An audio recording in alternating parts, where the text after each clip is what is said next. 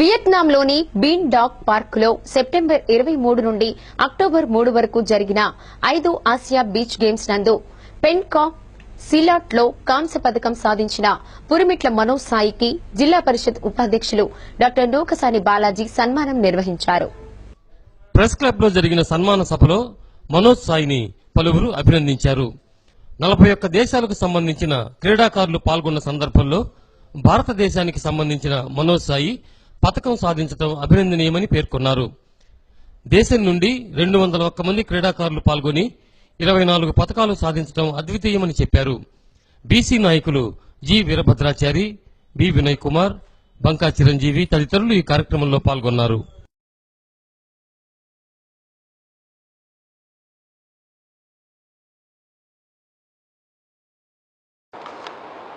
ఒక Asian beach game,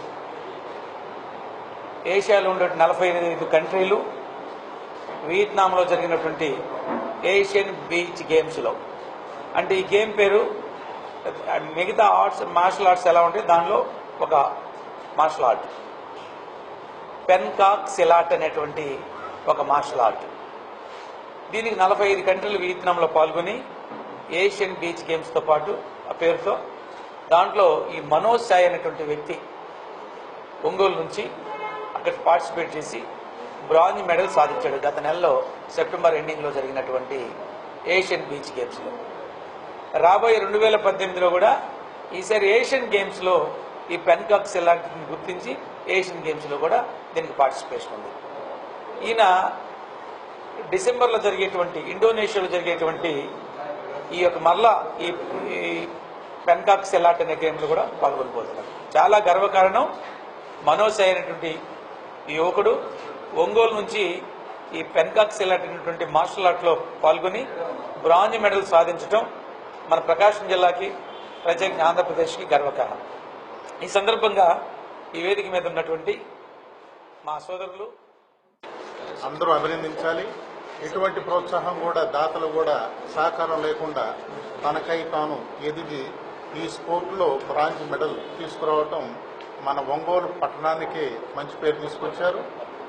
భారతదేశంలో ఉన్నటువంటి యువతకు కూడా ఒక ఆదర్శంగా ఈరోజు నిలిచాడని చెప్పి మనం చెప్పుకోవచ్చు.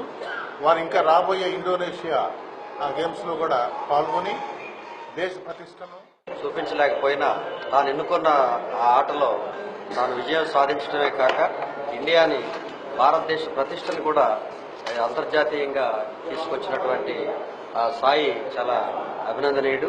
అలాగే ఇలాగా కొన్ని విజయాలు సాధించడం ద్వారా భవిష్యత్తులో కూడా మరింత ప్రగతిని ఇండియాకి దాదాపు ప్రపంచవ్యాప్తంగా వెలుగులోకి వచ్చినటువంటి క్రీడ. అయితే ఈ క్రీడని ఈ రాష్ట్రంలో, ఈ జిల్లాలో వినపడకుండా, కనపడకుండా ఉన్నటువంటి ఈ క్రీడని ఒక్కసారిగా ఉన్నత స్థాయికి, ప్రపంచ స్థాయికి ప్రకాశం జిల్లా యువ కెరటం, మరి మట్టిలోని మాణిక్యం తమ్ముడు, మరి ఈరోజు పూరిమిట్ల మనోజ్ సాయి అనేటటువంటి ఒక పేద కులానికి చెందినటువంటి అబ్బాయి ఈ స్థాయికి తీసుకెళ్ళటం.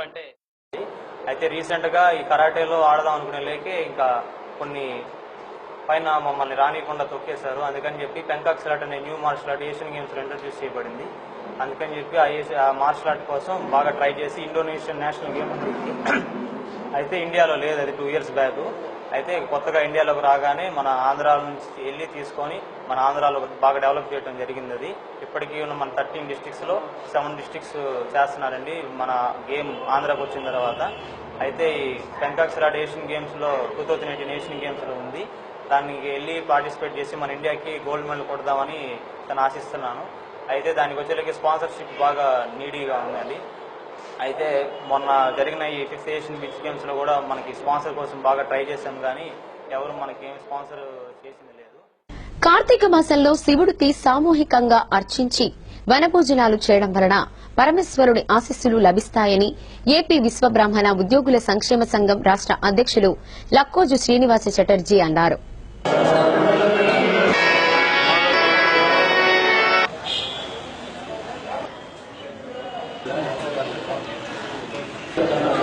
ప్రకాశం జిల్లా విశ్వబ్రాహ్మణ ఉద్యోగుల సంక్షేమ సేవా సంఘం ఆధ్వర్యంలో టీటీడీ కళ్యాణ మండపంలో జరిగిన వన సమారాధన కార్యక్రమంలో విశ్వబ్రాహ్మణ సోదర సోదరీమణులు అధిక సంఖ్యలో పాల్గొన్నారు. ఈ కార్యక్రమంలో సంఘం రాష్ట్ర ప్రధాన కార్యదర్శి గొర్రెపాటి ప్రభాకర్ విశ్వకర్మ, సీనియర్ న్యాయవాది చేవూరి రామస్వామి, జిల్లా అధ్యక్షులు డాక్టర్ బండికట్ల వీరబ్రహ్మచార్యులు, జిల్లా ప్రధాన కార్యదర్శి రావూరి లక్ష్మయ్య తదితరులు పాల్గొన్నారు.